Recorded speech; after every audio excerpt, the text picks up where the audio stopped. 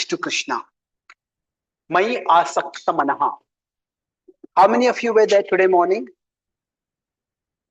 How many of you were not there today morning? How many of you there are not there today evening?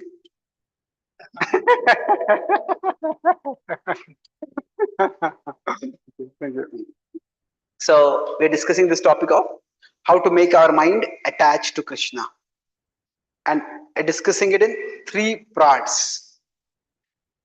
What was the part that we discussed today morning? Yes, understanding God's or Krishna's presence in our life. That Krishna is not just up there somewhere in the spiritual world. Krishna is here. In fact, Krishna is everywhere in the world. Krishna is present in the world. Krishna is present in our heart. Krishna is there in our life. So understanding God's presence helps us to feel calm. That it's not that I am suffering all alone and there is I have to fight against this big bad world. And Krishna wants me to come to the spiritual world, but I alone have to fight in this world to get to that world. So we discussed the metaphor of the hospital. Krishna, while the spiritual world is our home, but Krishna cares for this world also. This world is like a hospital, and the hospital has to be in proper order. The Krishna wants the hospital to be in proper order. So in this metaphor, we can say that Krishna is the ultimate physician, ultimate doctor. He's the person in charge of the hospital. Our home is Krishna, and there Krishna resides as the lover. The spiritual world is simply the abode of love. So now we will move to the next part of this discussion, that remembering Krishna means not just remembering that God is present, but there is also Krishna's purpose in our life. And understanding the purpose helps us feel connected. That Krishna doesn't just have a purpose for the world, Krishna has a purpose for our life, that we are a part of Team Krishna. That we are all members in Krishna's team. So let's try to understand this. So this is based broadly on 11:33 in the Bhagavad Gita, where Krishna tells Arjuna, Tasmat tamuttishta yasho labhasva jitva shatrun bhungshva rajyam samruddham mayaivaite nihataha purvameva nimitta matram bhavasavyasachi. So he's calling Arjuna to act. Tasmat tamuttishta yasho labhasva. Arise, O Arjuna, and attain victory. Chitva shatrun. Arjuna may say that there are formidable enemies, but they're against me. He says, no, you will defeat them. Chitva shatrun bhungshvarajyam samruddham. So this is very significant. Krishna is not just telling Arjuna that this world is dukkhala and get out of here. He says, you enjoy a flourishing kingdom. Krishna even uses the word bhungshva. So that's considered in the negative sense. We should not have the enjoying mentality. But it is not that Krishna wants us to be miserable in this world. It is that Krishna wants us to be happy in a way that can help us to grow spiritually. Mayai vaite nihataha purvameva. By my arrangement, nihataha purvameva. The enemies have already been vanquished. Nimitta matram bhavasavyasachi. Oh Arjuna, become an instrument in my hands. So when we understand Krishna's purpose, what is this? Krishna, this is offering us a call to what we can call as spiritual heroism. The Gita's message is not that God is wonderful and just watch God doing wonderful things. That God is wonderful, and if you align with God, in the service of God, you can do wonderful things. So generally, we talk about Krishna as a protector, God as the protector. And that is true. But the Gita offers a bigger vision. That God is not just a protector, God is an empowerer. I'll talk about this difference in terms of empowerment more tomorrow morning in the last part of this series when we talk about God's power or God's empowerment. But the idea is that protector means it's like, say, we are ordinary citizens and some terrorists are attacking us, then the police will come and protect us. So, but if the police say that, we will train you, we will give you guns, we will train you in fighting, and you fight. Then sometimes when there is an emergency, when there is a too great attack, or the police or the military feel, okay, you are competent, then we will train you. So there's a very significant difference between protector, God as the protector, and God as the empowerer. So the vision of the Gita is not Krishna telling Arjuna, you just sit and I will destroy your enemies. Krishna says, by my arrangement they have been destroyed, but you also have to fight. So the vision is that God is not just a protector, God is an empowerer. So going back to the hospital metaphor, God doesn't just want us to be patients who passively receive the treatment. Certainly, He wants us to be treated, but what Krishna also wants is that we, whatever we have learned, we share it with others. While we are being healed, we also help heal others. So, the specific aspects of how Krishna empowers that we'll discuss later. But when we talk about Krishna's purpose, so to remember Krishna is not just, oh, Krishna appeared thousands of years ago, Krishna exists in the spiritual world, Krishna performs wonderful pastimes, and it is so nice if I can be there, I can hear Krishna's pastimes. But I have this job and I have this family and I have this health issues and I have these financial challenges. All this such a mess. When can I get rid of this? All this? Yeah, it's nice to long for Krishna. It is nice. It is desirable to long to be more absorbed in Krishna. But longing for Krishna, or you could say more direct Krishna consciousness, should not lead to resenting our present situation. Our present situation is also Krishna's arrangement. This should not lead to resenting our present situation. Krishna says in 10.10 in the Bhagavad Gita, Tesham satata yuktanam bhajatam priti purvakam. He doesn't say gruna purvakam.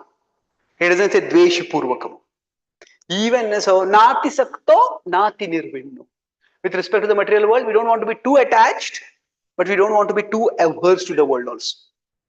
So, yes, our heart may want to be with Krishna. Okay, we don't want all these distractions. You just like to focus on Krishna. That's wonderful to have that desire. But if we have to deal with a particular situation right now, if we are filled with negativity about the situation that we are facing, oh, why is this my boss doing like this? Why is my relative doing like this? Why is this happening? Why is that happening? Then it's almost as if what we are seeing is, I am here, this is my life journey. At the end, there is Krishna. And in what is happening in my life, there is no Krishna over here. It is as if Krishna is there only at the end of my life journey. When I get there, Krishna will be there. But it's not like that. My present situation is also within the jurisdiction of Krishna. See, Krishna consciousness means, yes, Krishna should be our destination. That means ultimately, I want to go to Krishna. So I talked about the material world being real, spiritual world being real. The spiritual world is a far more attractive reality, no doubt. And we want to get to Krishna. But Krishna is not just our destination, Krishna is also our companion. Krishna is here with us right now. His presence is there and it is not a passive presence. Krishna, when we say is a companion, it is not as a passive presence. Oh, I'm there with you and you are in trouble. Yeah, I enjoy seeing how much trouble you are in. Not like that, Sometimes if we are struggling to deal with some situation and somebody can help us and that person doesn't help us, I like to watch you squirm and suffer a little bit. Afterwards, I'll help you. Now, Krishna is not like that. Krishna is not a passive presence who doesn't care or doesn't want to help. Krishna is an active agent. Of course, he's not just an agent. He's the supreme agent, but he's actively present in our life in this place. So now let's try to understand this further. This now, what is the problem with resenting our situation? Should we not feel okay? If only I could get out of this job, I want to retire, or I want to take a lighter job. If I had more financial stability, I could practice bhakti more. Yeah, that is a good desire. It is certainly we all would like to be more Krishna conscious, have more direct facility for Krishna consciousness. But the point is, one aspect of Krishna consciousness is accepting the situation we are in, seeing it also as Krishna's plan. So it is not that Krishna's purpose in our life will happen only when we come to a particular level. Krishna's plan and Krishna's purpose in our life is happening right now also. So it is, let's try to understand this a little further. When we say we remember Krishna, now, as I said, today I talking overall my mode of talking about remembrance of Krishna is not just we turn away from the world and we focus on Krishna. That's of course important. But when we turn towards the world also, we should be able to look at the world with a Krishna conscious vision. Mam anusmara yudhyacha. So Krishna is saying that these are not just two distinct things. You can say they're two distinct activities, and that's one way of looking at it. Remember me and fight. Now, what it also can mean is remember that it is my purpose for you to fight. I hope this difference is clear. Remembering me and fight, like two distinct activities. Like say, when you go to that city, you do your job and also go to the temple. Visit the temple over there. They're two different activities. So we can say remember Krishna and fight. So we can see it. That's one way of looking at it. And that's valid enough. We should try to do that. But when we try to think of these two things, we may compartmentalize it, isn't it? Okay, there's sometime I remember Krishna, sometime I fight. Now we may think, no, I have to do both things simultaneously. Well, how do I do both things simultaneously? There is no evidence in the Mahabharata that when Arjuna was shooting arrows, Hare Krishna, Hare Krishna, Krishna Krishna, Hare Hare. No, fighting is serious business. You have to require full attention. Suppose we get a heart attack and there are two heart surgeons in the city. One is a devotee, the other is not a devotee.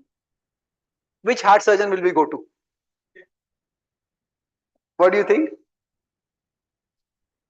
Yeah, who is more competent? Say we go the devotee heart surgeon, we go to it. Says, no, when I'm doing heart surgery, I'll chant Hare Krishna. Says, will you do the heart surgery properly? I can't guarantee that, but I will chant Hare Krishna. I can guarantee you that. We will say, I want to go to Krishna, but not so soon. No. So in the material world, competence is necessary. And our Krishna consciousness is not meant to lead us to some kind of split personality. Half of our mind is with Krishna and half our mind is with our work. It's not like that. It is that, so we can see them as two distinct activities, but that's very fragmented vision. Remember, it is Krishna's purpose that I fight, that Arjuna fights in this case. So it is that fighting is something which Krishna has a plan, Krishna has a purpose, and Arjuna is playing a role in that. So now we may say that, oh, that time Arjuna was fighting a Dharma Yuddha, and that was clearly for Krishna's sake. But when I am doing my job, when I am taking care of my family, is this Krishna's purpose? Is it my own attachment? Is it my own desire? Maybe it's possible. But just because it is my desire does not mean it is outside Krishna's plan. Let me explain this a little bit more carefully about this. That when we say Krishna's purpose, we can understand Krishna's purpose at two different levels. One is a universal purpose, and the other is a individual purpose. Universal means it is a purpose for everybody in the universe. The Krishna's purpose is that we all become purified, we all become liberated from this material world, and we come back to him in his abode. That's the universal purpose for everyone. At the same time, each one of us is at a particular place, not just physically, but even metaphysically, even psychologically, emotionally, spiritually. And we have to make our journey from where we are to Krishna. And that is going to be an individual journey. So, one example to understand this dynamic of the universal and the individual. Say if this is a mountain and there's an ocean. Now the river from the top of the mountain goes toward the ocean. So now one river may go one way, another river may go another way. A third river may go another way. A fourth river may go another way. The various rivers will flow toward the ocean, but each river will find its path toward the ocean. And each river will face its own obstacles, and each river will have to deal with its own obstacles in its own way. So now the same metaphor of a river going toward the ocean is sometimes used by the Advaitins to talk about merging. So in their case, the focus is on the end point. But for the devotees, the focus is on flowing. So Kunti Maharani in her prayer says that Tvaime Ananya Vishaya Matir Madhupate Sakrit Ratim Udvatad Adha Gange Vaugham Udanvati. Just as the Ganga flows toward the ocean, similarly let my consciousness, O Lord, flow towards you. So now how will my consciousness flow toward Krishna, and how will your consciousness flow towards Krishna? That will be different. One person may be more attracted towards philosophy, other person may be more attracted towards kirtan, somebody may be more attracted towards deity worship. But this is variety even within devotional activities. And similarly, within our particular situation, material life, each one of us will find our path toward Krishna. So now this verse 11:28 and 11:29 in the Bhagavad Gita uses two metaphors to describe what is happening on the battlefield of Kurukshetra. And one of the metaphors is that Yatha Nadinam Bahavam Bhuvega Samudrameva Bhimukha Dravanti. Just as the rivers are flowing towards the ocean. Tatha, so he says that similarly, he says the great warriors are going into your mouth, which is the Vishwarupa, death. So that is talking about warriors like Bhishma and Drona, who didn't really want to fight the war, but they had to fight. And they were going to die in the war. But in the Sri Vaishnava tradition, one of the key acharyas, Ramacharya, one of the subsequent prominent acharyas, Vedanta Deshika. So he has written a sub-commentary on Ramacharya's commentary. And he explains this river flowing metaphor very vividly.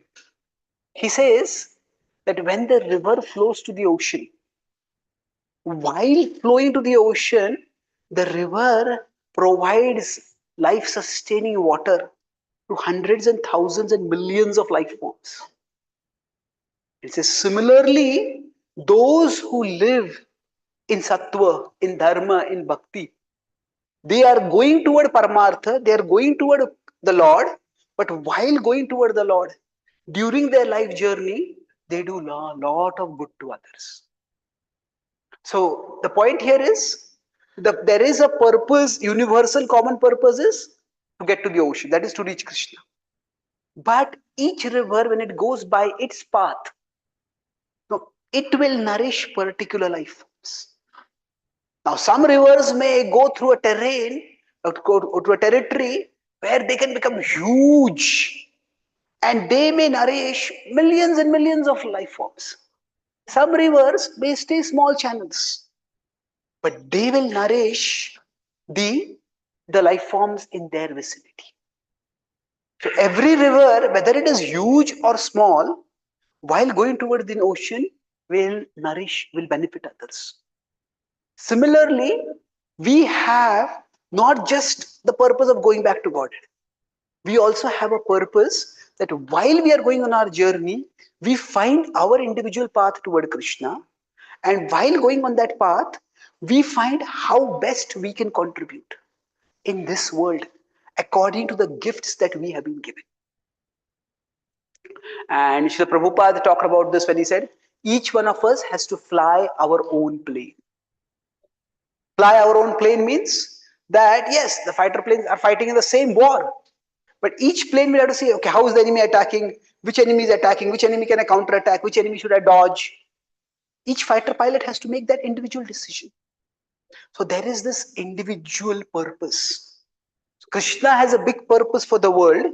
Krishna has a big purpose for everyone in the world. At the same time, Krishna has an individual purpose for each one of us. And when I say it's individual, that means the way you find your path toward Krishna will be different from the way I find my path toward Krishna. Now, does that mean it's relative? No, it's not relative. Because ultimately the destination is Krishna. Relative means, okay, you can go wherever you want. That's not what we are saying. Ultimately, we have to get to Krishna.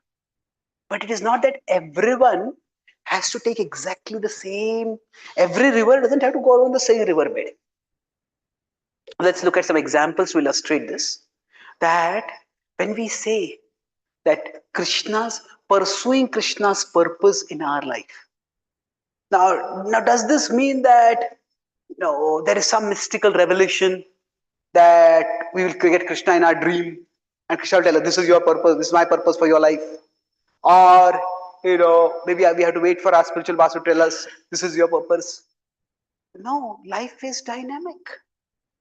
Again, going back to metaphors, sometimes we use the metaphor of a puppet.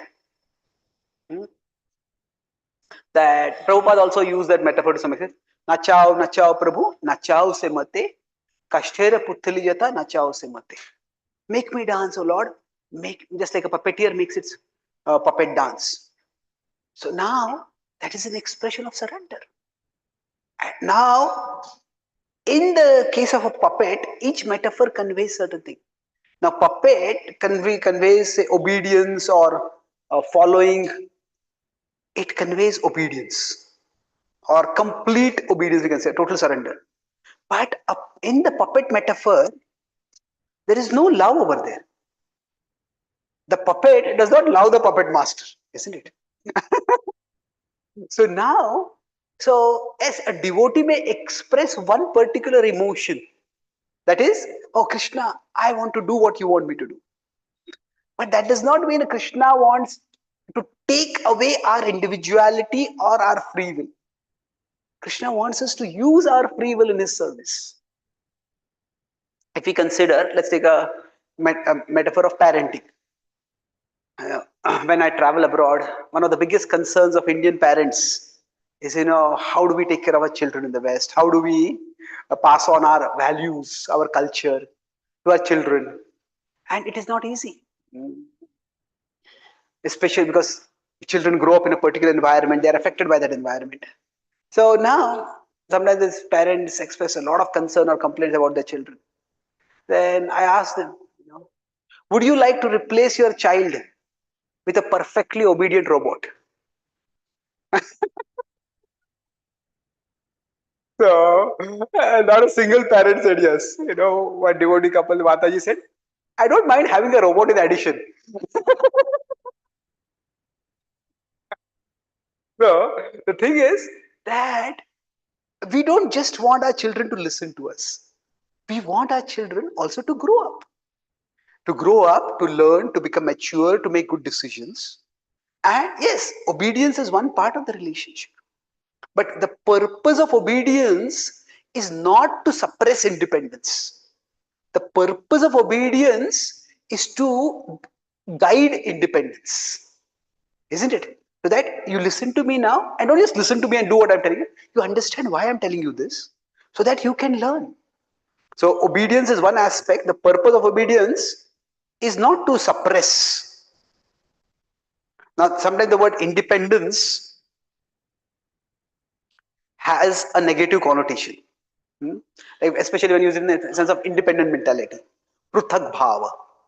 But independence itself is not intrinsically negative. Prabhupada talked about be independently thoughtful. So independence can go in two ways. Independence can be disruptive, or independence can be creative. Now, we don't want disruptive or destructive independence. So the purpose of obedience is not to suppress independence. The purpose of obedience is to guide so that you can use your independence properly. And proper usage means that it is creative. So every one of us is an individual. And that individuality is meant to be used in Krishna's service. So in the spiritual world, when the gopis cook for Krishna, it's not that every day Krishna gives a menu and a recipe. You cook this and you cook this in this way. No, the gopis know what Krishna likes broadly. The gopis know what they can cook. And Krishna's mood is surprise me. Krishna does not have any weight gain problems.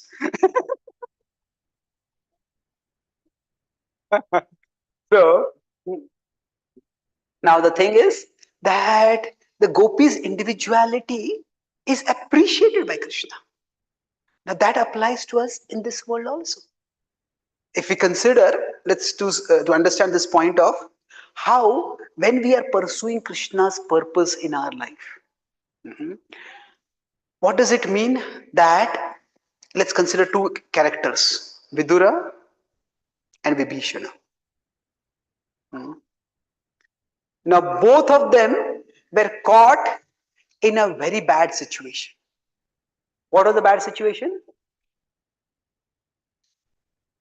Basically, they were related with the bad side, with the side that was against the Lord. Now, if you consider Vidura and Vibhishana chose two different options. Now, if you see, Vidura was on the side of the Kauravas, Vibhishana was on the side of Ravan. Now, what did Vidura do? Vidura simply went on a Tirth He went on a pilgrimage. Now, Vibhishana, on the other hand, he went on the side of Ram. Now, why the difference? Now, many times people criticize Vibhishana that he betrayed his brother.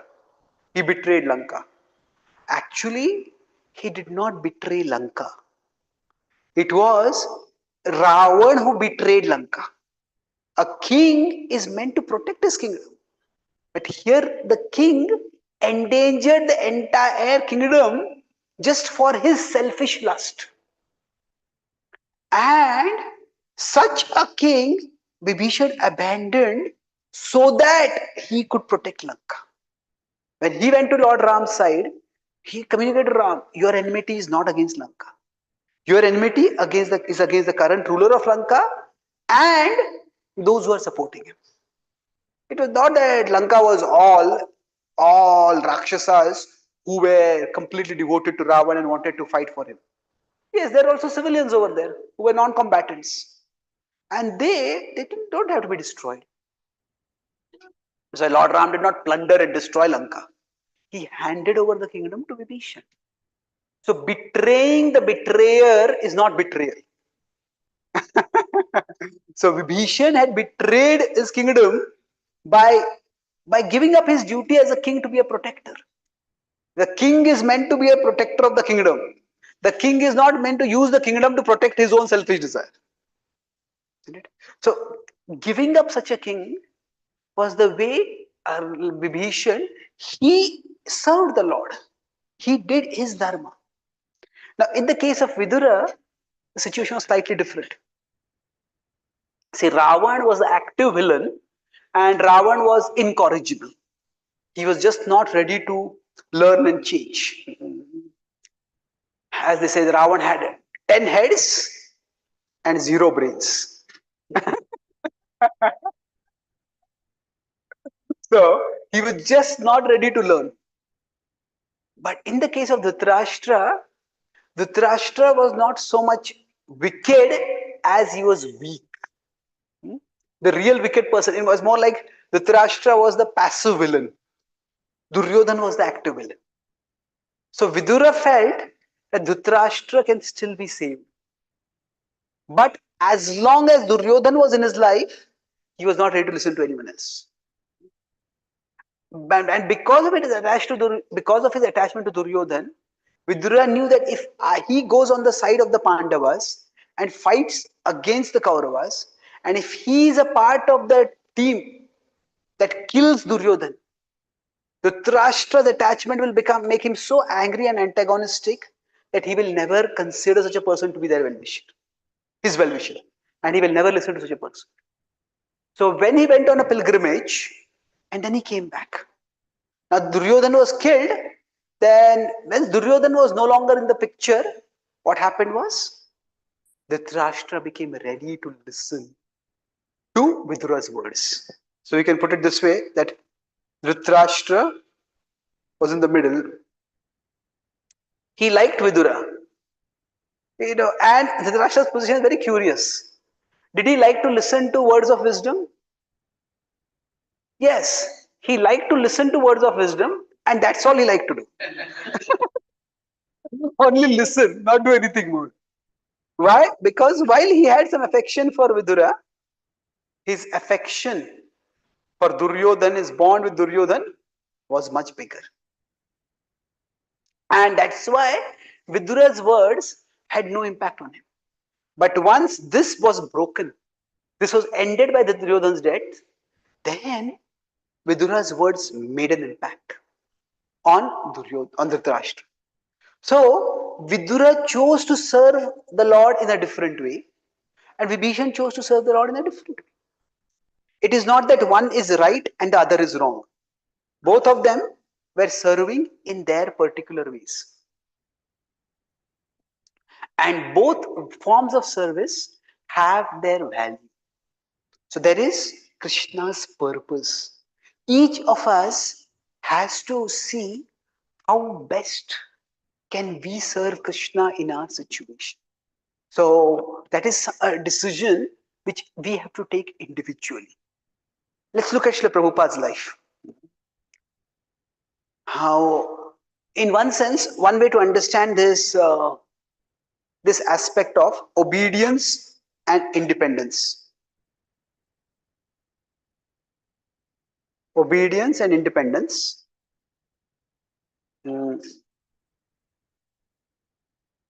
is to consider that there is obedience in terms of the purpose. The ultimate purpose is that we should be serving Krishna. There is independence in how we serve Krishna. Like how exactly we will serve the Lord. Now, Srila Prabhupada's spiritual master, Bhaktisiddhanta Thakur, gave him the instruction to preach in the West. Now, he did not tell Prabhupada to go to America. He himself had sent his disciples to Europe. Now, the West, what does it mean? So, West is a very broad thing. Actually, Australia is to the east of India. But Australia is also considered the West. So, West is not so much geographic as it is more conceptual or cultural. So now, Prabhupada was told, go to the West. Now, West, if you see, Prabhupada made his individual decision. Now, if you consider the pre-World War II, actually, the world was very Eurocentric. Europe was the colonizing power across most of the world. And then Africa, India, even much of the Middle East, they were colonized by Europe. And Europe, in Europe also, UK was the superpower at that time. So that was the center of the world in one sense. And that's where Bhaktisiddhanta Thakur sent his disciples. But post World War II, the whole dynamic changed. Now Europe lost much of its power, UK became practically second grade or even third grade power. There's the Cold War that happened. And after that, it became much more America centered. America became a much more influential part of the world. Now, Prabhupada at different times gave different reasons. But Prabhupada also had a great sense of humor. And sometimes like disarming humor. And Prabhupada was asked why, why did you come to America instead of UK? Prabhupada said, my god brothers had tried to go to UK and they had not succeeded. Thought if I am going to fail, let me fail somewhere else.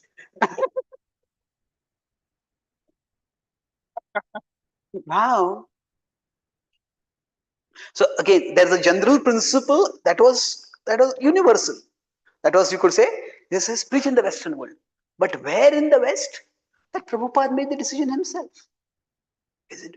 Now, if you consider around the 1970s, Prabhupada started, 1965 he went to the West. From around 1970s till 1977. So during this time, Prabhupada was primarily in the West. He was mostly in America. After that, majority, he was in India.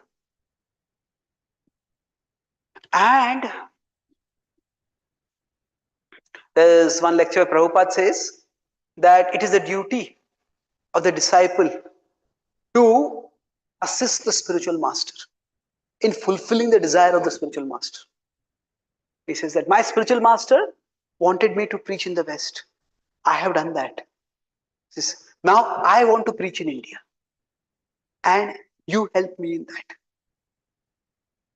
Now, when we say this, was Prabhupada's desire a disobedience to Bhaktivedanta Thakur's desire?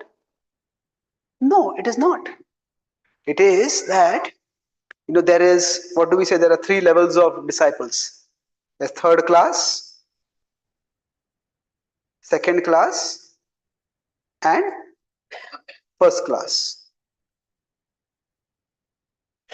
So what is the difference between these three? So there is, we could say there's a letter of the instruction and there is the spirit of the instruction. Or you could say there is the word and the intent. So the third class doesn't follow the letter or the spirit. Isn't it? A third class disciple is a disciple in name only. The second class disciple follows the letter but doesn't really understand the spirit. Whatever I am told, I'll do that. The first class disciple follows the letter and the spirit. So Srila Prabhupada was such a first class disciple. He had gone to the West, he had preached in the West, and he had been successful in the West.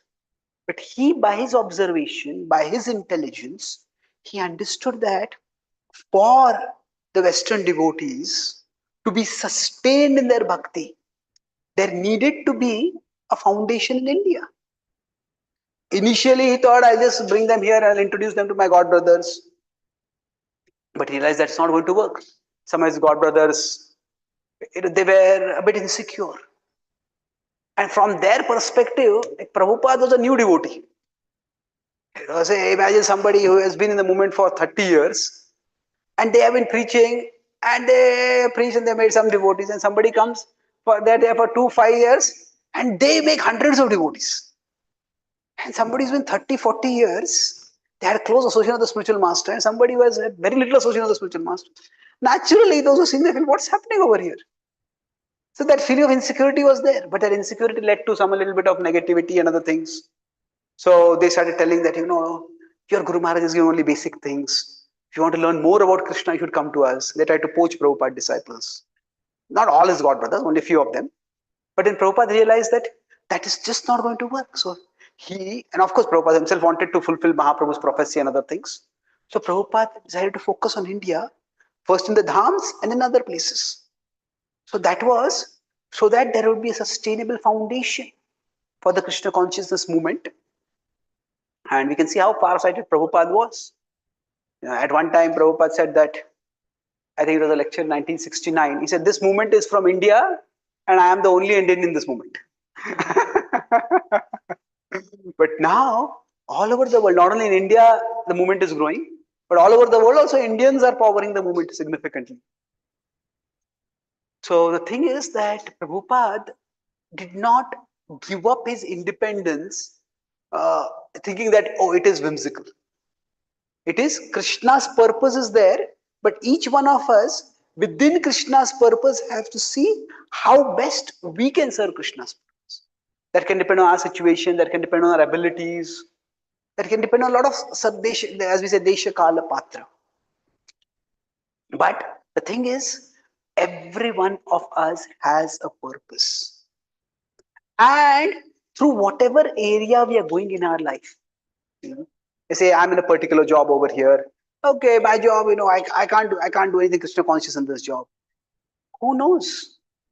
No, there is Krishna to be Krishna conscious means at one level to see the presence of Krishna. Hmm? But the other is not to see the absence of Krishna. Hmm? Oh, there is no Krishna over here. It's not to see it is the potential for Krishna. That means, okay, right now I'm in a particular job and I don't know, in this job there's nothing directly spiritual I can do. Okay, maybe true. But maybe through there we learn certain skills. We learn certain abilities. And maybe 5 years down the line, 10 years down the line, maybe those abilities could be used in Krishna's service. Now, we don't know what the future holds. Now, maybe we feel this particular phase is completely bankrupt of Krishna consciousness. But it's not like that. Krishna's plan works in mysterious ways. So, when Sugriv was chased by Vali because of a horrible misunderstanding, and Vali was bent on killing him, Sugriv had to run all over the planet, trying to find some place to hide. And wherever he went, either Vali came or Vali's assassins came, and he had to flee from there. And then finally, he found one safe place. Where was that? That was right next to Kishkinda. Now, when he found this place, this frustrated Vali and it frustrated Sugriv also. Why Vali? It's just like the person I want to kill is right next to me, but I can't do anything about it. So, to explain to the current geopolitics, Vali felt about Sugriv and Rishabh Parvat like the way China feels about Taiwan. Right next to you, but you can't do much about it. But now Sugriv also felt frustrated. This place was right here. Why did I find this place before? I had to search all over the universe for this place. If I had thought of this place, if I had found this place, so much trouble I could have avoided. Later on, when he had to send monkey Vanaras to search for Sita, he guided all his Vanaras. When you go here, you have to cross this river, don't go this way, you go from here. When you come to this mountain, there is a cave over here. Pass through this cave. And he gave excellent guidance to the Vanaras about how to go in various directions. And after the Ram was also present over there. And Ram came to him and said, in school was geography your favorite subject? He didn't say that, obviously. But he said, hey, how do you know so much? And then Sugriv realized that all the trouble that he had gone through in trying to escape from Vali, through all that trouble, he had learned some knowledge that was now used in the service of Lord Ram. So the principle here is that Krishna can use everything in his service. How Krishna will use, when Krishna will use, that we may not. But basically, through our life journey we are going right now. This is our life journey. Now, some part of it we can directly try to maximize the direct Krishna consciousness in it. But some part of it we may not be able to see. But that part, instead of seeing it resentful, why do I have to do all this? Try to the opposite of resentful. Resentful is one side, the opposite of it is resourceful. One of the describers that Krishna uses in the Bhagavad Gita is Daksha, expert. One of the qualities of Kshatriyas also described Daksham, resourceful. Resourcefulness is one of the characteristics of a person who in general wants to function in the world. Now, what is the resourceful does not necessarily mean that you are full of resources. And there are many, many resources. Just whatever you want, that's available for us. That's not the meaning. It means we fully use the resources we have. Whatever resources we have, we learn to use it fully.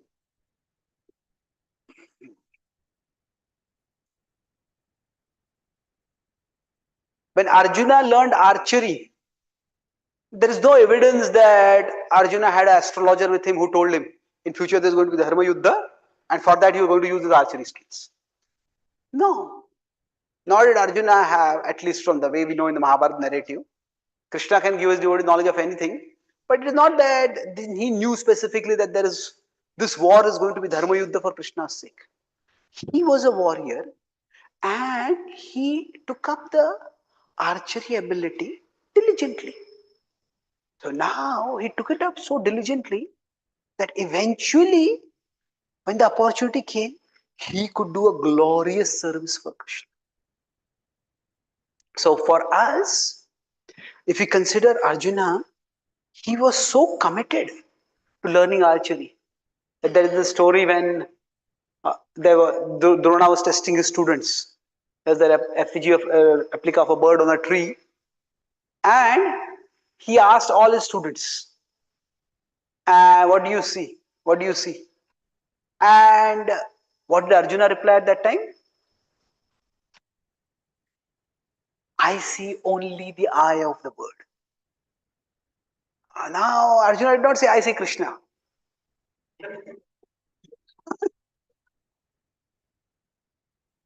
Isn't a devotee meant to see Krishna everywhere? Isn't it? Well, yes and no.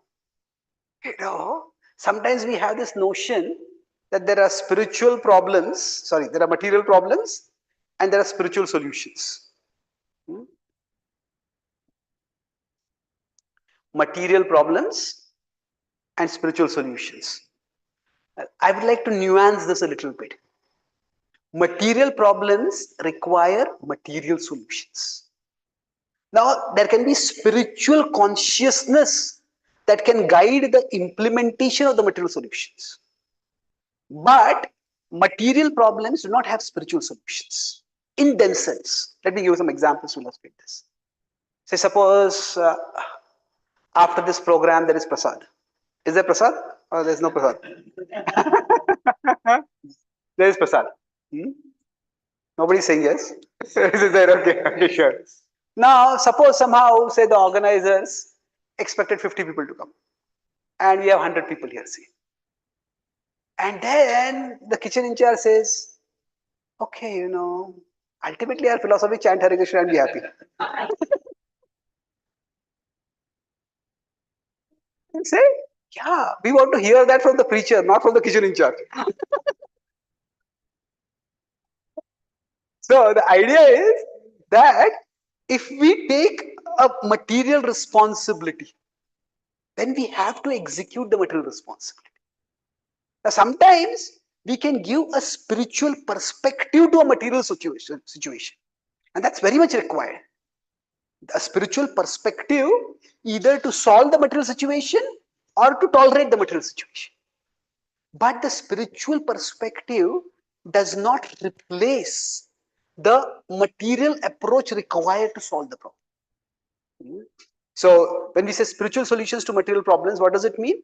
It is a spiritual perspective or a spiritual consciousness that guides us in implementing the material solution.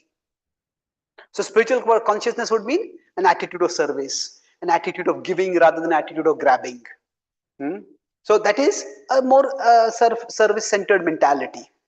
That is a spiritual consciousness. So let's say, for example, with Prabhupada was in India, and at that time he found that for almost 40 years he had been, at least 30 years, he'd been trying in India various ways to share Krishna Bhakti, and it was not working. Then at that time, Prabhupada analyzed and he came up with a reason. What was the reason? Indians are infatuated by the West. Especially, Indians are infatuated by the white skin. So he made the master plan. I'll go to the West. I will attract inspire Westerners to become devotees. And when they come back to India and Indians see that, then they will start valuing the spiritual wisdom of India much more. And that plan worked out spectacularly. At the same time, let's take a back step over here. See, if we consider Indians not valuing spirituality, that is Maya. It is a material illusion. Indians being infatuated by the white skin, that is also a material illusion. That is also Maya. So Prabhupada used one form of Maya to counter another form of Maya. Isn't it? So it is, the Bhagavatam says, if a thorn has gone in your foot, use another thorn to take out that thorn. So it was, in one sense, a material solution. It was a spiritual motivation. The spiritual motivation was that I want people to take up Krishna consciousness. But it's a material analysis. Indians being attracted to the white skin is a material contamination. Prabhupada observed that and he strategically used that. So now why am I talking about this? That there have to be material problems and material solutions. The Kurukshetra war was a material war. It was fought with material weapons. It was fought for a spiritual purpose. It was fought in spiritual consciousness. But the war happened at a material level. With practical weapons, people fought the war. So now again, why am I talking about this? See, the material is not always Maya. The material is also has the potential for Yukta Vairagya, for being used in Krishna's service.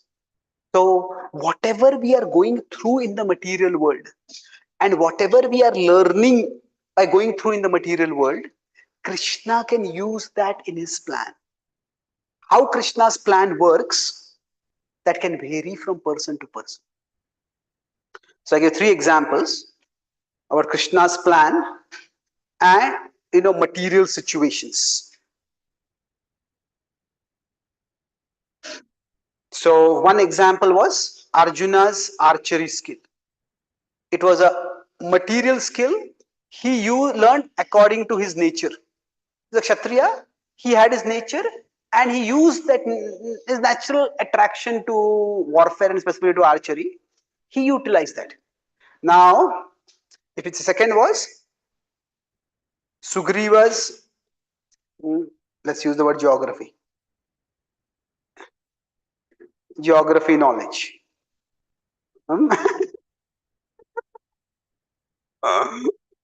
Now, he did not learn it out of nature, he learned out of circumstance, circumstantial necessity.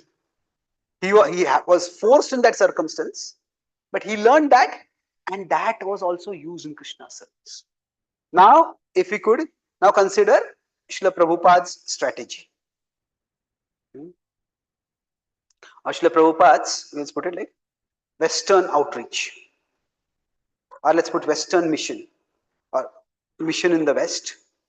Now that was a strategic choice. That was a strategy. So each of these is, as I said, now did Bhaktisiddhanta Thakur specifically tell Prabhupada that, okay, you preach in the West and then you come back to India and Indians will be attracted by that? There's no reference that Bhaktisiddhanta Thakur mentioned that to him. He said that you are good at English, you preach in the English language. So that he could be effective in India by preaching to Westerners was something Prabhupada inferred. So it was, what Prabhupada did was So we discussed this three different things. Sometimes we might be put in a material situation because we have the talents and we have the interests. Sometimes we may be in a material situation because circumstances have forced us into that situation. Sometimes we may be in a material situation because we strategically analyze that this will help me in the future. Now, can we say that Prabhupada had a guarantee that this whole strategy would work? It's quite a long shot in one sense. The word long shot, it comes from baseball. In cricket also you can use it.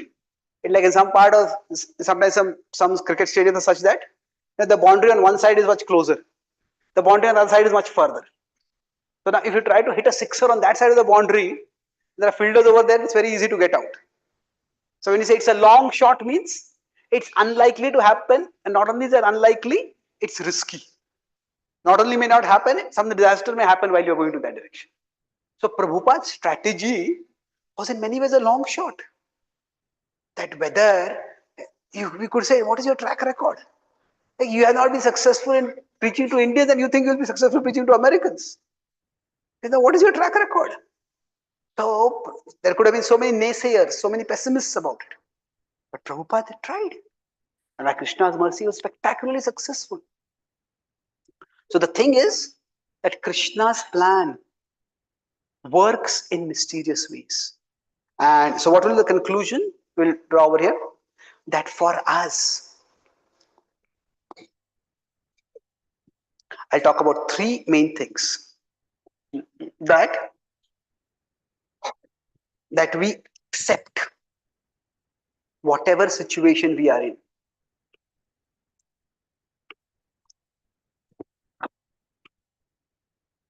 So earlier I said that we want to be not resentful, but be resourceful. So what does resourceful mean? Resourceful means that accept the situation I'm in. Stop fighting the situation, stop resenting the situation. Yeah, we may want to change the situation, and maybe in the future situation may change. But accept that this is how it is right now. And this is within the purview of Krishna's plan. It is not that, I made this bad choice, I took up this job, or I married this person, or I took this career, and because of this I'm in trouble, and it's all self-created. Well, it may be self-created, but it is not that the self can create a situation that is outside Krishna's plan. Even our wrong choices or less than good choices are still included within Krishna's plan. Krishna can make his plan work through our various choices. So accept that whatever situation I am in, that my situation is within Krishna's plan. That Krishna's purpose will be served through my situation also. So accept that I may not understand how it is right now, but whatever situation I am in, it is within Krishna's plan. Then the next part is commit. What do we commit to? Commit to two things: learning and growing. We learn what we can in terms of skills, abilities, and we grow in terms of virtues. Sometimes we might be working with a very disagreeable person, and we may feel, this person is such a troublesome person. Yeah, that may be true. But maybe by being in that situation, we learn some skills, and those skills may help us in future. So while I am in the situation, not only I accepting is passive, but committing is I will make the best out of the situation. So the Pandavas, when they were given the Khandav Prastha, they could have said, this is so unfair. It's a horrible deal. The Pandavas, when they were given Khandav, they said that it's like the patriarch of a family has two companies and divides it among two children. But one company is booming and the other company is bankruptcy. Now, to say that this is a fair division is an insult to the word fair. The Pandavas could have been resentful about it. They accepted, okay, this is what has happened. They committed. Let us make the best out of it. And by their commitment, what they did was, they transformed Khandav Prastha into Indraprastha. So whatever situation we are in, whether it is a direct material situation, it is a material spiritual situation, I mean, connect with our service to Krishna, connect with our profession, whatever it is all within the purview of Krishna's plan. So when we remember Krishna means, I can't see any opportunity to serve Krishna in this situation. But even if I can't see any opportunity to serve Krishna, let me do the best that I can in this situation. See, ultimately, when I said, that is Krishna's purpose, Krishna is the well-wisher of everyone. That means Krishna wants the good for everyone. Like in the hospital, the doctor wants the patient to be discharged. But the doctor wants the patient to be in as less pain as possible while in the hospital also. So Krishna wants our spiritual well-being, and he also wants our material well-being. In terms of priority, Krishna wants our spiritual well-being more than our material well-being. But it's not that he wants our material misery. So the thing is, whatever situation we are in, what can I do to make the situation better? Or at least, what can I do to not make the situation worse? So we commit to doing what we can in that situation. And the last part is that while we are doing this regularly, we need to transcend that situation. Transcend means, because if we are only trying to look for Krishna in the situation, or look for some opportunity to serve Krishna in that particular situation, sometimes we just not find it at all. And what will happen is, we will get caught in the situation itself. That's why now transcend means, earlier I talked about, we do our sadhana. We just turn away from the situation and we focus on remembering Krishna. So I'll conclude with one question. I was in Singapore a couple of weeks ago. So one devotee asked this question. So if I'm facing some problems in my life, and then if I'm hearing classes, so when I'm hearing classes or reading scriptures, now should I be consciously looking for solution to my problems in my classes, or should I be just trying to just immerse myself in Krishna and relish Krishna? So that's a good question, I said. Now, good question is just a good way for me to say I don't know the answer.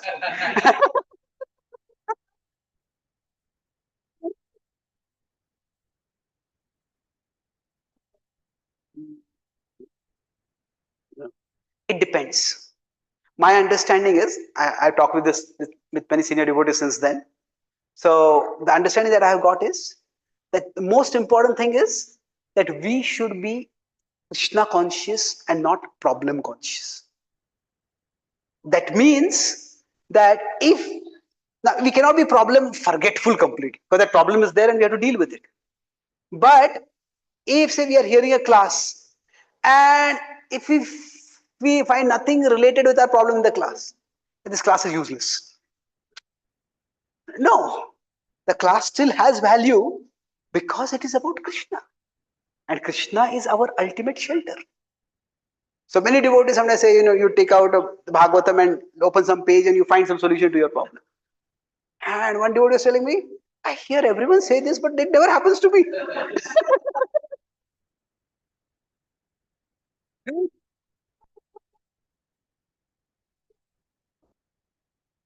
So,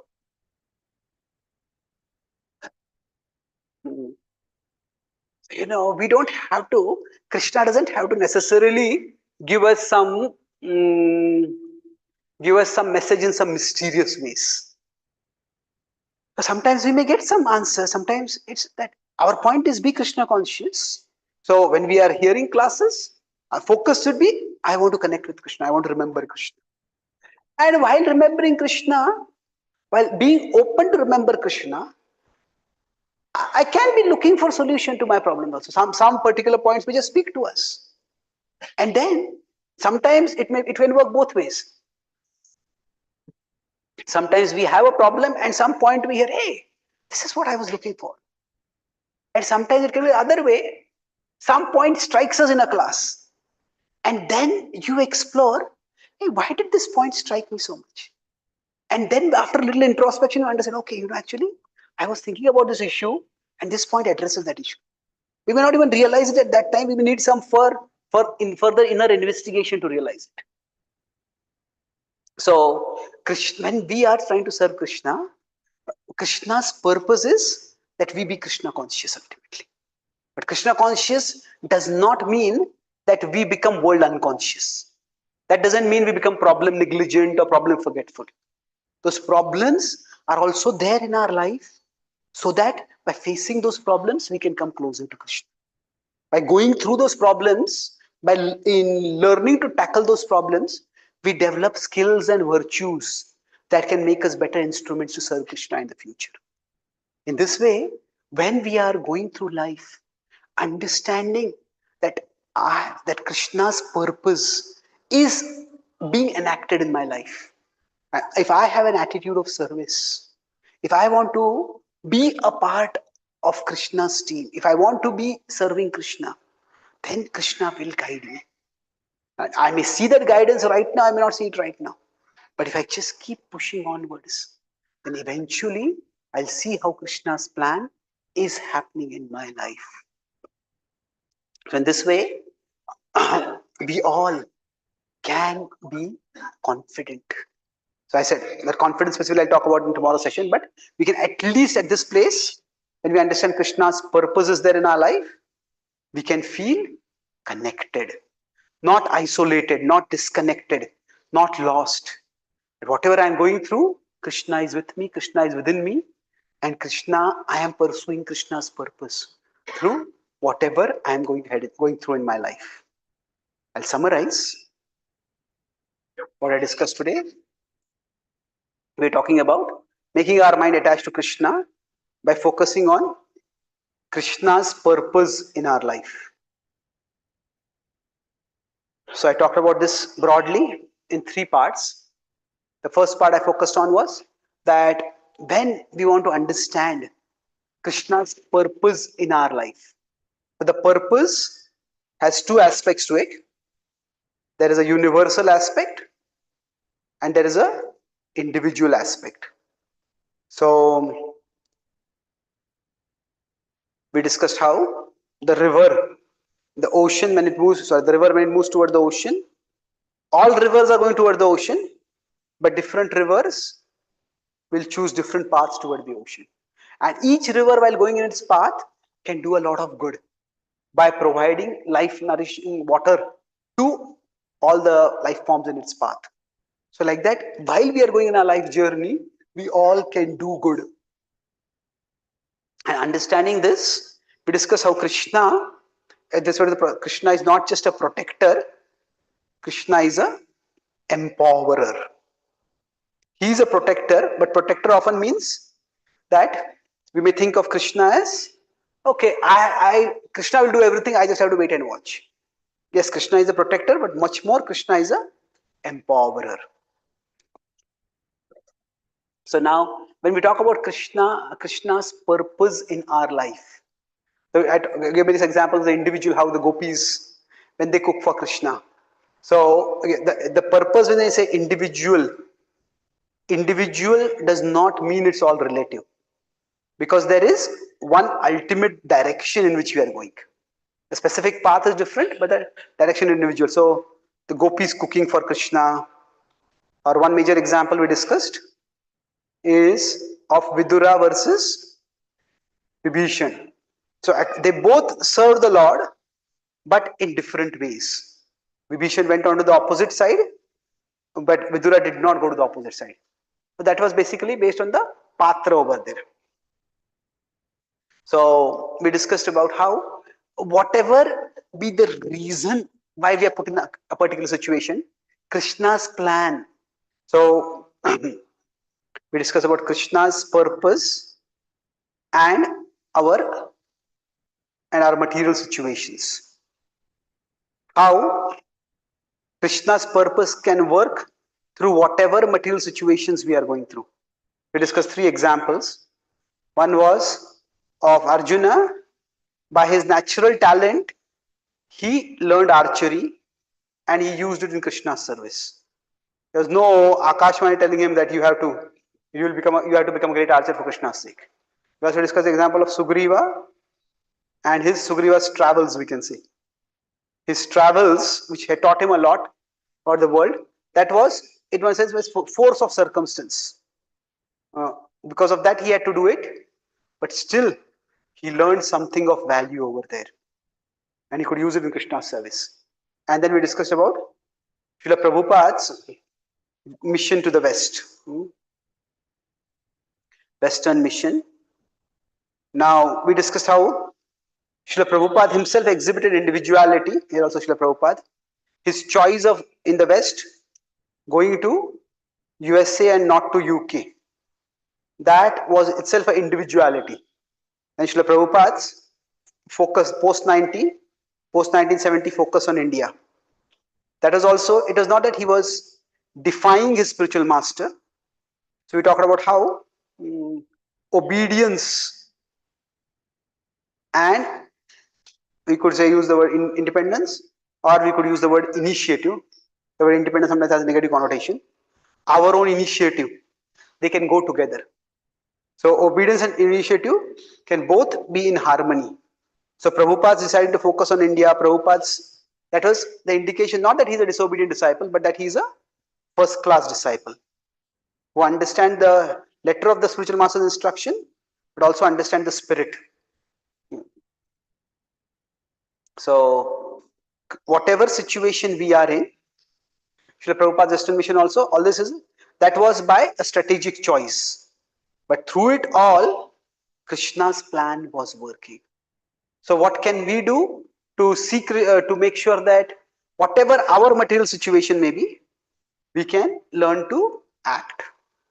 So A is accept that no matter from wherever the situation may have come in my life, whether it is my bad choice or somebody's bad advice or just the world economy or politics going in a particular way, accept that whatever my situation is, that I am always in Krishna's plan. That it is not that whatever be the cause, it is not that it throws me out of Krishna's plan. And then commit to doing our best. That is, commit to learning and growing. We don't want to be resentful. So it is not that we discuss how Krishna is the, in our life journey, Krishna is the destination, but Krishna is not only the destination. Krishna is also the companion.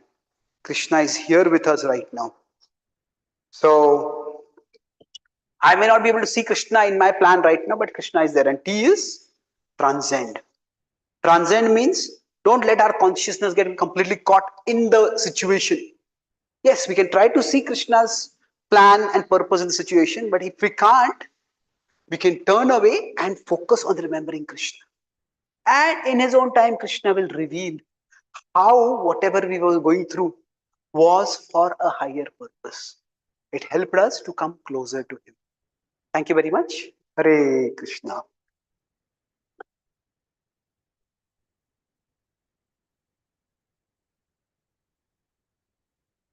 Are there any questions or comments? Yes, true. You have a mic? Yeah, you can ask.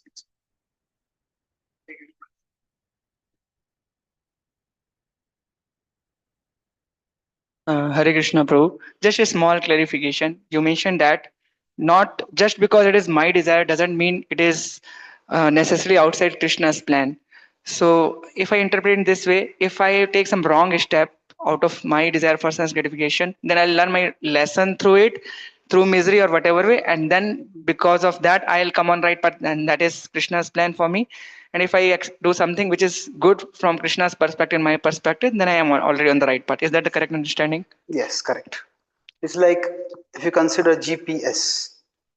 So GPS is God's positioning system. So suppose the GPS tells us to turn right and we turn left. And what does the GPS do? Does it say you didn't obey me, get lost and stay lost?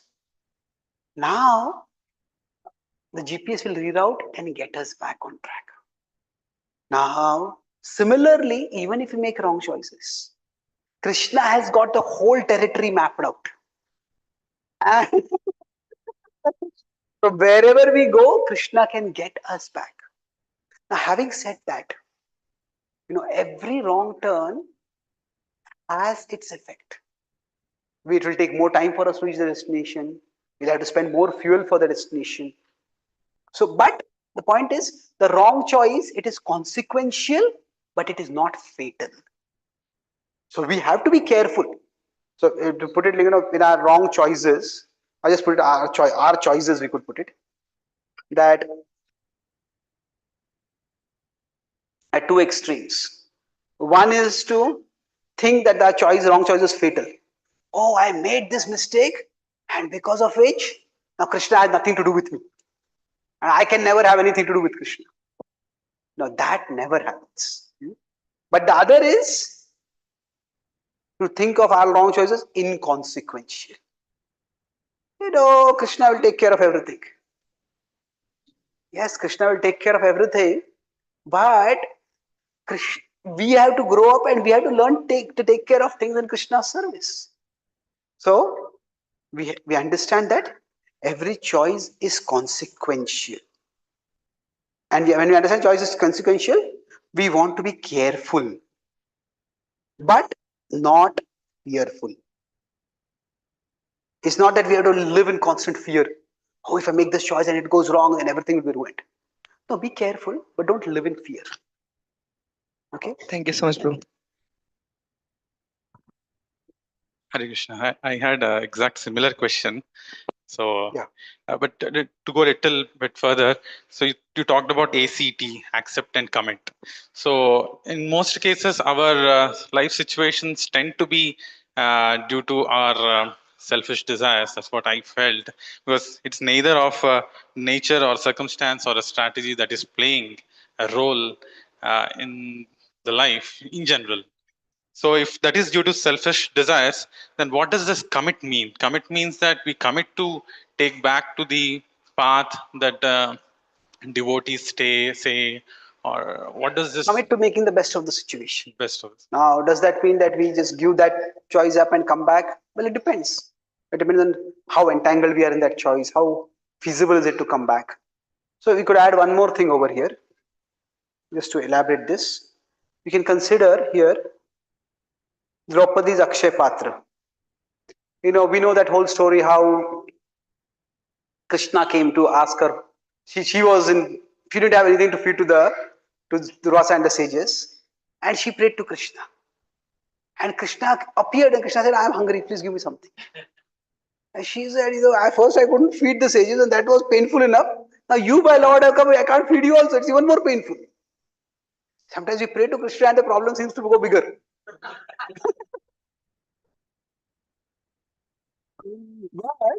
But Krishna said, "Just go and see if something is there." Now, often what please focus is they found a little bit of shark over there, vegetable. Krishna ate it, and all the sages were satisfied. That's the wonderful part of the story. But another part of the story is significant. How did that little vegetable remain on that plate? Isn't it that if you consider, if we have some special plates, if we have some golden plates or silver plates that we use for special occasions, then we'll keep them very, very carefully. So now this was the Akshay Patra was the whole. Yudhishthir had performed great tapasya to Suryadev to get that. And then it was the way they were serving the Brahmins. Very important plate. So how did that shark remain over there? Now, when Draupadi went to the forest, there are a couple of maid servants who were so faithful to her. They said, even if you can't pay you can't pay us, still we are coming with you. So maybe they made a mistake, but ultimately it's her home. It's her mistake. But whoever's mistake it was, Krishna's plan worked through that mistake also. That does not mean we should commit mistakes. Again. So the morsel that remained, that we could say was a mistake. But even through that mistake also, Krishna's plan can work. That's why this is an important point to understand that for Krishna, there's a difference between if Krishna and a material situation. For Krishna to use a material situation, Krishna uses a material situation.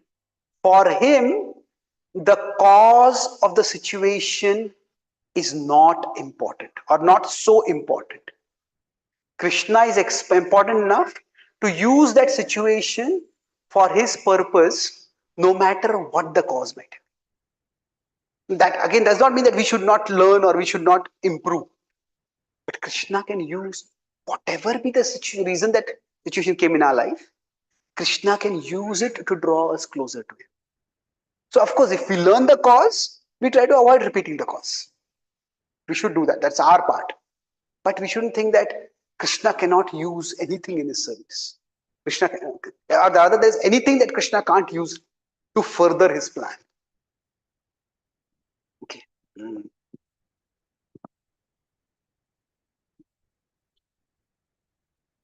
Hare Krishna. Hare Krishna, Prabhuji. So I have a hypothetical question. So is that okay? Can Because I hypothetical answer? as long as the as long as the concept, just to understand the concept, I'm asking this. So we just spoke about Vidura and Vibhishana and about how they made choices that were different, and that was because of the situation they were in. Prabhuji, you explained that. So my question is, if if Vidura was in Vibhishana's place and Vibhishana was in Vidura's place, then would the end result would have been different, or it is the situation which would make a devotee to take choices? I mean, I'm just trying to get that concept. Or the whole course of those stories would have been different.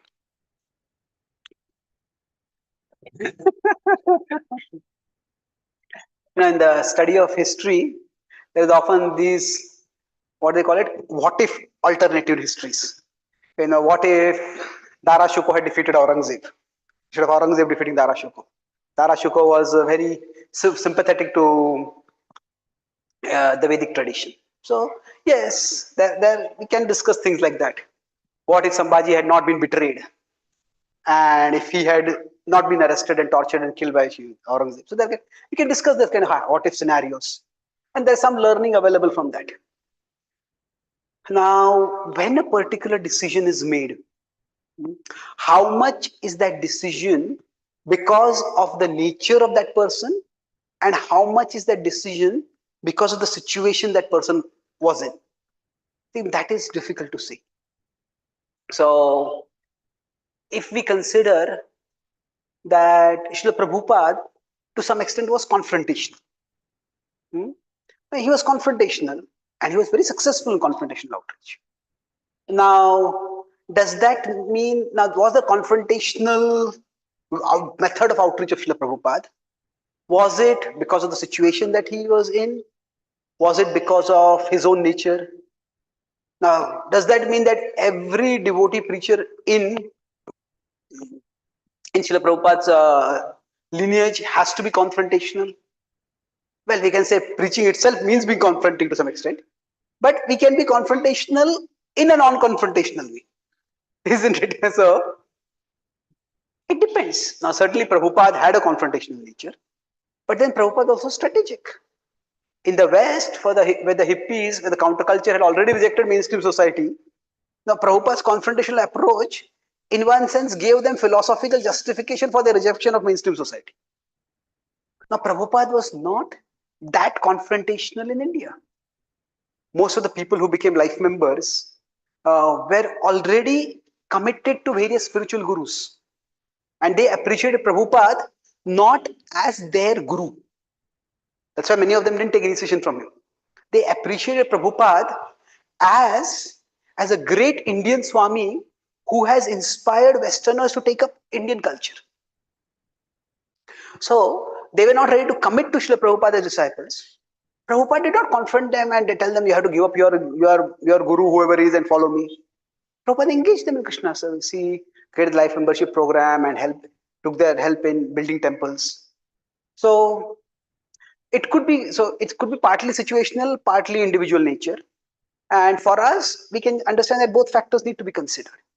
What is my nature and what is my situation? Based on that, we decide how exactly to act. Makes sense. Thank you, Guru. And that was not hypotheticals, your answer. Thank you. Thank you. Okay.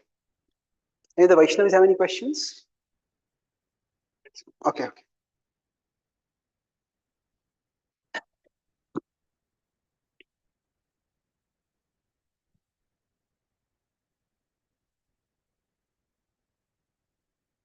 So this is elaboration of the same question that Krishna's plan is happening right now in our life. Sometimes by our mistakes we mess up, and because of that we suffer. So how do you understand Krishna's plan these times? So devotees are under Krishna's direct control. That doesn't mean Krishna has plans for us at every moment, even during our mistakes. How to know what Krishna is teaching us? Well, let me give one more example of Krishna's plan. See, generally anybody who is a good planner, they will have plan A, plan B, plan C. If this doesn't work, this will work. That's why I say generally if somebody is going to make a huge, like a business venture, and if somebody tells him, okay, if it doesn't work, do you have a plan B? He says, no, I don't want to be a pessimist. Well, no, that's not being pessimist. You have to be a realist. It may not work. So when Krishna went as Shantidut to Hastinapur, his purpose was to avoid the war. But that did not work. So did Krishna's plan fail that mean? Can God's plan fail? Well, apparently it did fail. But the previous night, when Krishna was staying at Vidura's place, Vidura told Krishna that, Krishna, why have you come here? He said, you know that Duryodhan is not going to listen to you. He said, in fact, I have heard rumors that Duryodhan is planning to arrest you in that assembly hall. He says, I have already seen one terrible dishonor happen in that assembly hall. And that memory haunts me till today. So if I have to see another dishonor over there, I will not be able to live with myself. So Krishna, what is the point in coming here? So Krishna tells Vidura, no Vidura, I know that Duryodhan will not listen to me. But I want to make sure that the world knows this war was caused not by the Pandavas, but by the Kauravas. So Krishna's plan A was to avoid the war. Plan B is, if the war cannot be avoided, then make sure that who the cause of the war is becomes very clear. And we could say Duryodhan, by his arrogance, completely thwarted plan A. But by that same arrogance, he fully fulfilled plan B. What do you mean by that? Duryodhan would have thought, I am so clever when he rejected Krishna's proposal, saying, I'll not give you enough land even to put the tip of a needle through. But that dialogue, if it had been social media, it would have been a viral Insta reel. But that dialogue, what happens is that soundbite, it makes it very clear that it is he who is not ready to settle for any peace. And then on top of it is his attempting to arrest Krishna. That leaves again no further doubt.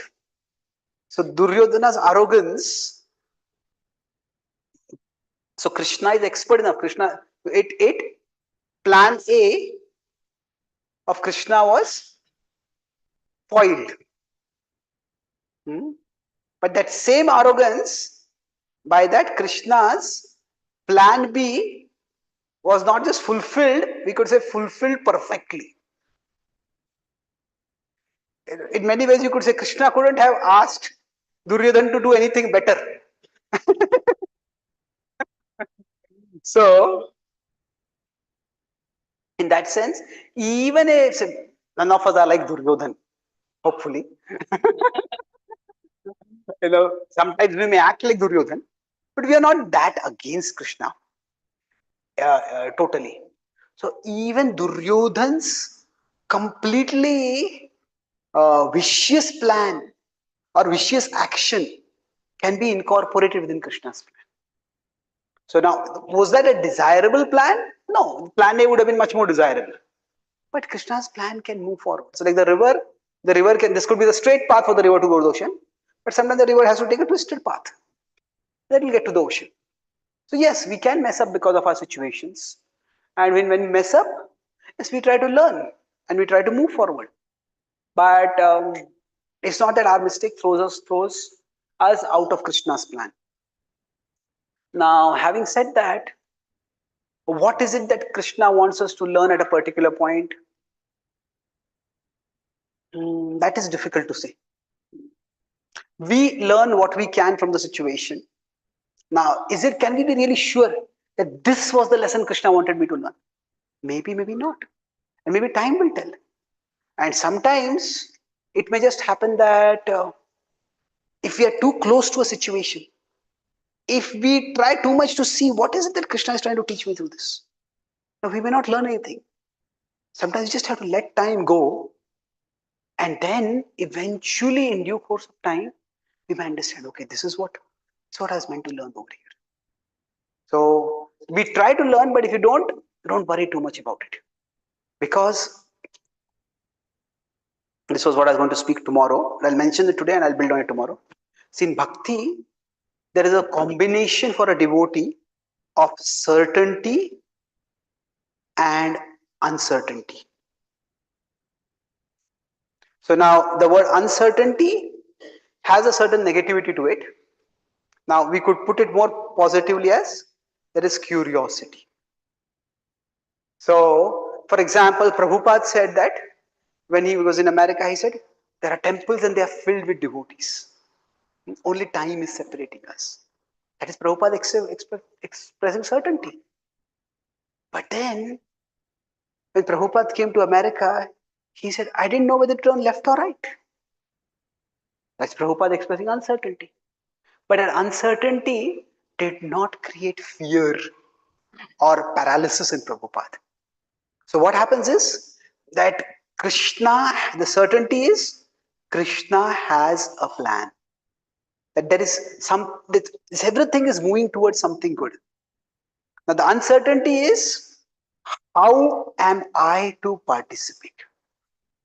So that is something which we talk with our spiritual guides, we study Shastra, we try to understand our situation, we pray. If it's a major decision, we might write some journal, think carefully. What am I to do? There is no evidence in Prabhupada's words or works that Prabhupada had a hotline to Krishna.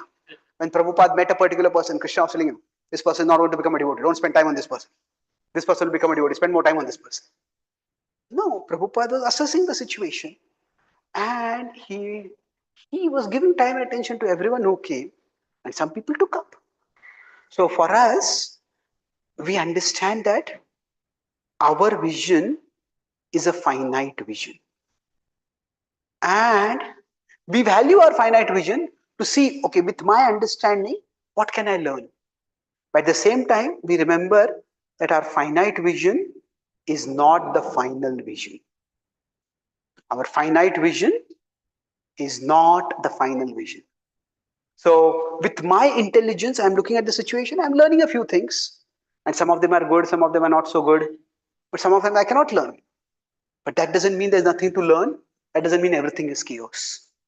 There is a plan that is working, and maybe in future that plan will be revealed. So tomorrow morning, when I talk about Krishna's power and understanding that one aspect of Krishna's power is not just the ability to do things in the world, but it's also a greater clarity to understand what Krishna wants us to do. So we'll discuss that in tomorrow's last session in this series. Thank you very much. Shri Krishna Bhagavan ki, Srila Prabhupada ki, Gaur Bhakta Vrinda ki, Jai. Jai Gaur Premanandi. Hare Krishna. Thank you everyone for coming here today evening, on Saturday evening, and attending this program in big numbers. So Prabhuji has some books here. Those who wish to have the books here from Prabhuji can sign and give the books. Tomorrow morning there is another latest book coming up. It is not yet reached. Tomorrow morning it is reaching, so it will be available after Bhagavatam. The title of the book will be revealed tomorrow morning. Hare Krishna. Hare Krishna. So prasadam for all devotees is arranged in the Prasadam Hall. And please do come tomorrow morning also. Tomorrow morning session will be at 8:30 a.m. to 10 a.m. 8:30 a.m. to 10 a.m. morning Bhagavatam class. Prasadam is just below this hall. Yeah, for now, Prasadam for dinner is just below this hall here. Hare Krishna.